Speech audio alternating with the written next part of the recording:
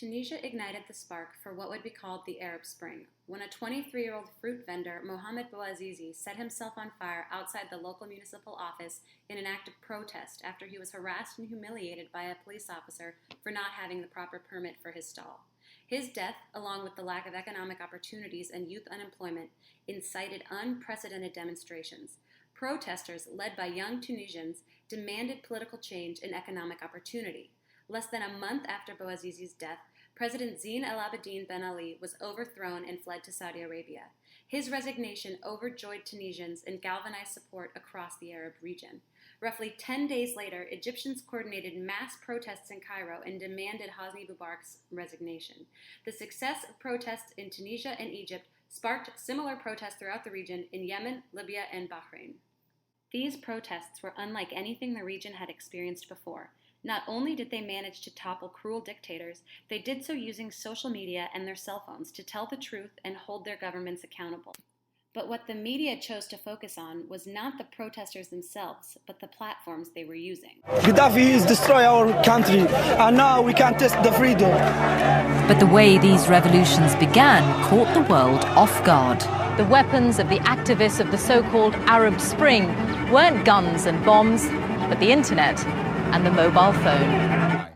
They've not only taken to the streets, they're also using social media in ways that allow them to communicate, organize, recruit, and evade strict controls on mainstream media to get their message of resistance out to the wider world. In a social revolution in Egypt, where the most powerful weapon was social networking. Young people in both countries turned to the internet to organize rallies and spread a message of dissent. In Egypt, the current protests began early last week, announced on Facebook, word of which rapidly spread on Twitter. Because social media sites like Facebook and Twitter were used to organize and coordinate protests, the media have dubbed the Arab Spring the Twitter Revolution or Facebook Revolution. While Twitter and Facebook played a part in these uprisings, Western media gave too much credit to the social media sites. It almost seemed like the media thought these revolutions were started by social network sites and not the protesters and activists using them. Revolution. We don't like it called the Facebook Revolution because it doesn't show that it was our creativity, initiative, and efforts that really made it. But Facebook and Twitter gave viewers around the world insight into what was unfolding in Tahrir Square and all over the region.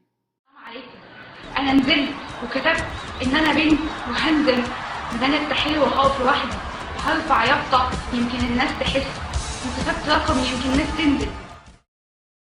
Media coverage of the Arab Spring largely relied on tweets coming from users within the area. Tahrir Square, in particular, unfolded on Twitter. Egyptians were uploading videos and posting on Facebook to show the world the iron fist of Hosni Mubarak's regime.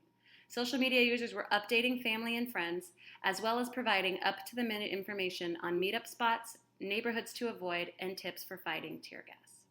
The Egyptian government was well aware that Twitter was being used to share the events all around the world, and for Egyptians and Arabs alike to show a continued support in their fight for democracy.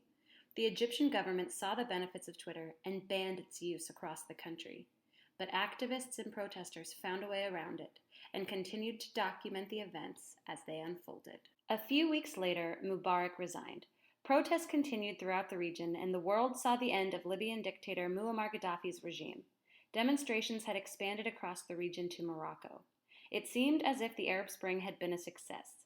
Yet, despite continuous coverage of the uprisings in Egypt, Libya, and Syria at the height of protests, media coverage of the Arab Spring drastically dipped off by April of 2011.